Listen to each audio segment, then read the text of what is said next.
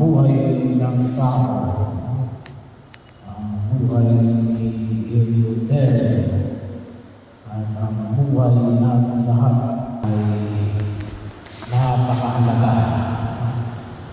Ang bawat segundo ay napakahalaga.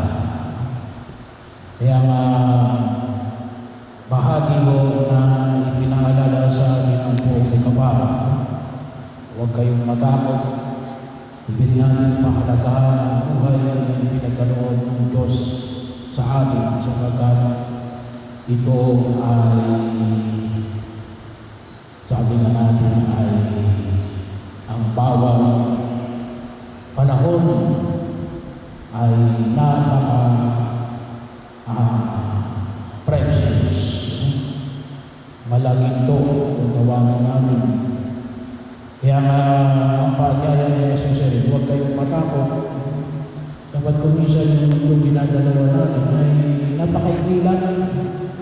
Swerte na natin kung tayo makaabot ng 100 taon. Bahagi yun. At hindi natin alam kung hanggang ilang panahon lang ilalagin natin sa daigdig na ito. Kaya po, hindi ko totoo yung mga panguhula. Huwag kayo magpapahula. Kasi sabi nga natin ay masama ko pati yung nagpapahula. Pupunta kayo sa mga manghula. Yan ay pinagbabawal na namin pananampalataya. Sabi ko nga, kahit nga yung manghula, hindi nila alam kung kailan sila mamamatay sa daigdig nito.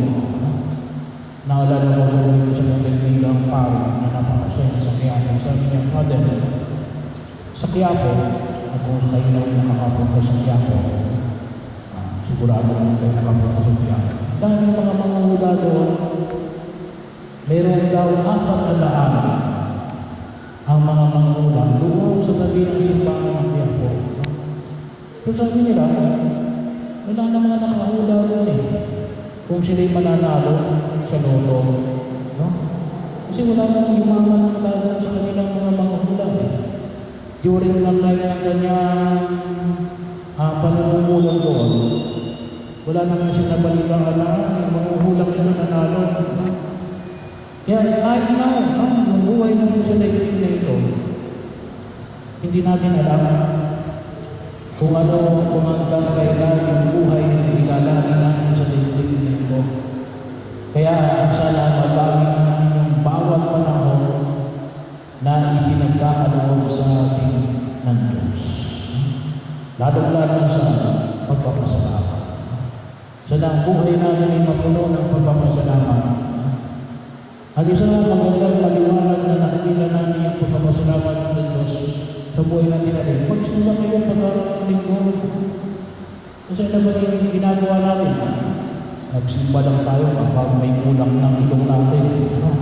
Pero every Sunday, hindi naman tayo nagpapasalamat. Kasi yung salitang misa, sa salitang Grego, Eucharistia, ang ibig niyan na rin.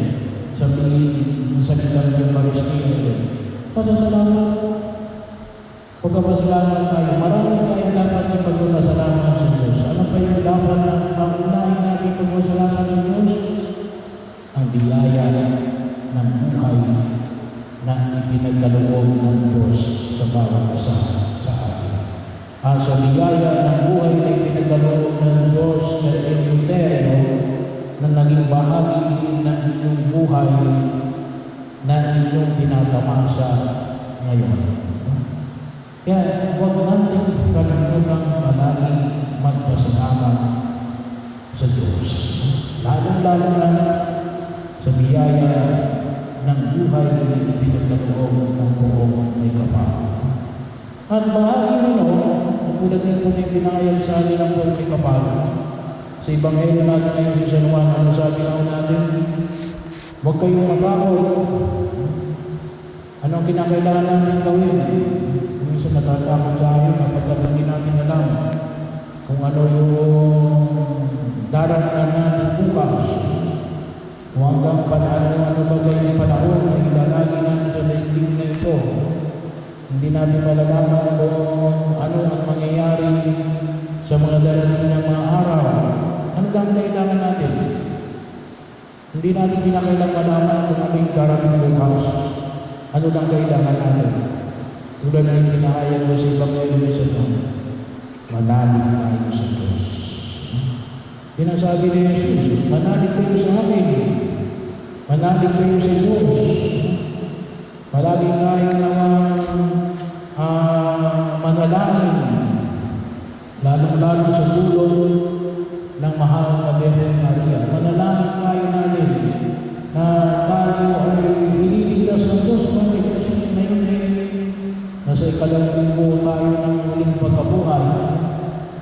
Tapos ang natin ipagdiwang yung Kristo muling nabuhay. Pagpapahayag natin na si Jesus ay may kapangyarihan na higit sa kapangyarihan ng kasalanan. Na si Jesus ay may kapangyarihan na higit sa kapangyarihan ng kamatayan.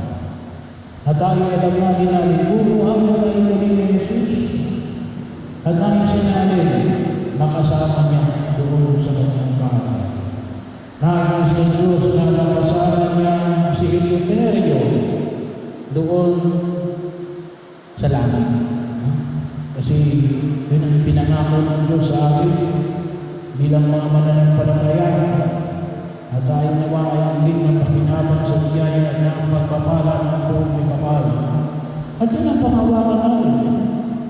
Pangawakan natin na tayo din ay mga nananalig kay Jesus na muling nabuhay at bibigyan tayo ng gabay na harapin ang hamon ng daigdig na ito habang tayo nabubuhay sa daigdig na ito.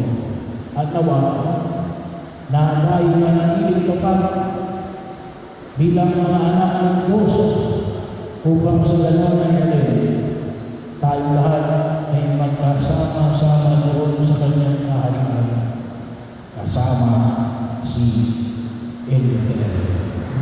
At pangatlo, pag-asa. Ngayon po ay dakilang jubileo na itinakda ng simbahan na nakabase sa pag-asa. Pag-asa natin na makita natin sa buhay natin sa daigdig na ito, Jubilee of Hope, na makita natin sana tayo palagi pinupuno ng pag-asa. Pag-asa na dulot ng ating pananampalataya na kaya na siguro sa gitna ng kahinaan at kakulangan ng tao. At maaaring sa kahinaan at kakulangan ni Eleuterio, tayo maasa natin na ang Diyos ay handang magpatawad sa sinumang nagkasala sa Kanya. As long as lumalapit tayo na humihingi ng Kanyang